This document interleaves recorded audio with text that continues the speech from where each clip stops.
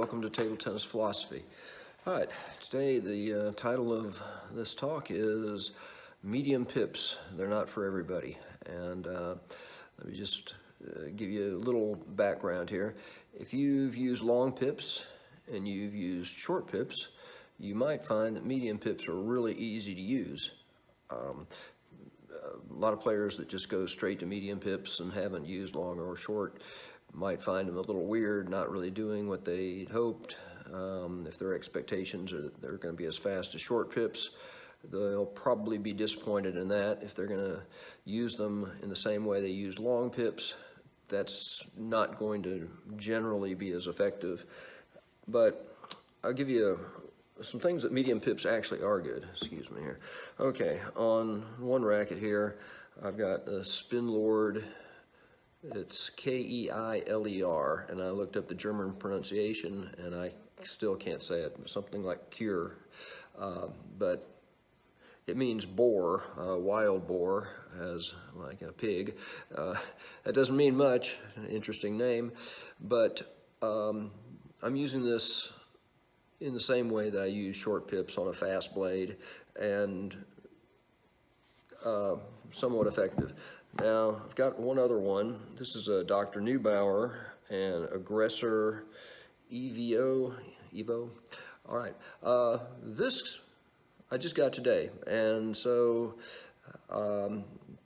like it so far. It's on a slower blade, but it still plays pretty fast, and it's really not terribly different, at least in how I use it, than the Spinlord rubber. It's costs twice as much, at least, and I don't think it's twice as good if money's a big issue, but it did seem to have some really nice characteristics, perhaps a little bit more speed.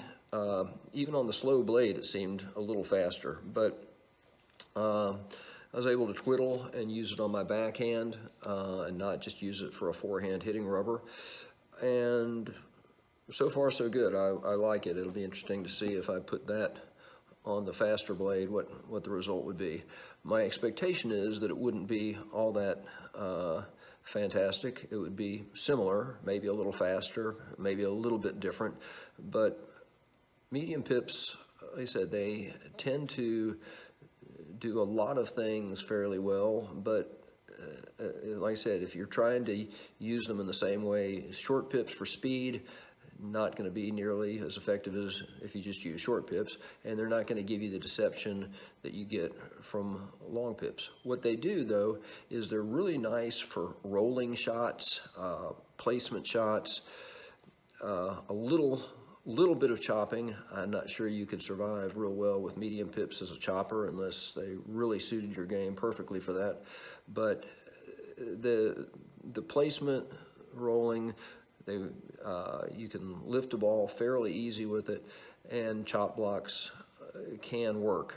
But if you've ever played against medium pips, it'll almost look like your opponent is just taking the ball and just carrying it over, in that it kind of kills the spin just enough, but it's not going to come over super fast the way that it would with short pips. Some people exclusively use them on their backhand for really dead chop blocks, and then when the opponent lifts it up, then they can attack that with their other rubber. I've seen that done, and I've seen it done very well, so that can work. But the thing with medium pips, like I said, they're not for everybody, and like I said, I feel like I use them pretty well, know how to handle them, and sometimes I feel like they're not for me either, but they are fun because of the diverse shots you can make, different stuff. You can make unpredictable shots, but you really have to buy into what their limitations are, what they do well, what they don't do well, realizing they're not on the extreme of short or long pips, but they can do some pretty interesting things. So hope that's you found that interesting. If you're thinking about medium pips, I think this is a good way to think about it. All right, see you next time. Thanks.